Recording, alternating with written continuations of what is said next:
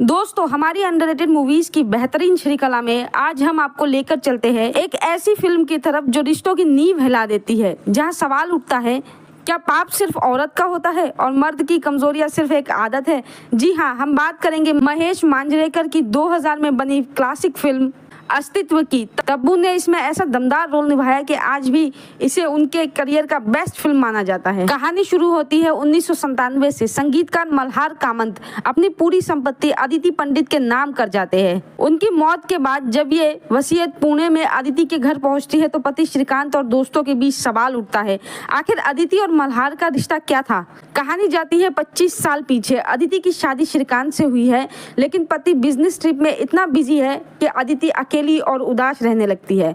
श्रीकांत उसे काम करने की इजाजत नहीं देता। वह कहता है कि यह उसके खानदान के लिए बेइज्जती का सवाल है, बस घर में रहो और घर की देखभाल करो। बोरियत से बचने के लिए वो सलाह देता है कि तुम्हें संगीत सीखना शुरू करना चाहिए। यही अदिति की मुलाकात होती है संगीतकार मल्हार से।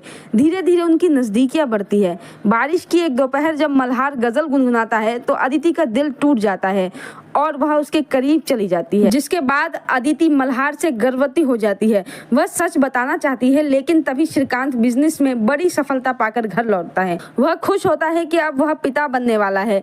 अदिति के पास सच बताने का हौसला नहीं रह जाता। श्रीकांत की खुशी देखते हुए अदिति सच बताने की हिम्मत नहीं जुटा पाती। वर्तमान में लौटते हैं। श्रीकांत अदिति की पुरानी डायरी पढ़ लेता है और सच जान जाता है। बेटा अनिकेत भी माँ को दोषी मानने लगता है, लेकिन अदिति सवाल करती है, जब तुम्हारे कई अफेयर्स थे तो लोग उसे आदत मानते थे, तो मेरी एक गलती पाप क्यों। और यही बड़ा सच सामने आता है। असल में श्रीकांत नपुंसक था और उसका बच्चा नहीं हो सकता था, जिस पर अदिति कहती है कि अगर कल को मैं मां नहीं बन पाती तो तुम ही मुझे बाज कहकर पुकारते। घर के रिश्ते बिखर जाते हैं। अनिकेत की मंगेतर रेवती सगाई तोड़ देती है, क्योंकि उसे लगता है कि अनिकेत भी अपने पिता जैसा ही औरत को दबाने वाला इंसान बनेगा। वह घर छोड़ देती है और फिल्म खत्म होती है उसके और रेवती के नए रास्ते पर निकल जाने के साथ। इस फिल्म का म्यूजिक राहुल रांडे ने दिया था। गाने क्लासिक और सूफी टच लिए हुए है, जैसे चल चल मेरे संग, मैं थी मैं हूँ, गाना मेरे बस की बात नहीं, कितने किस्से है बस तेरे मेरे।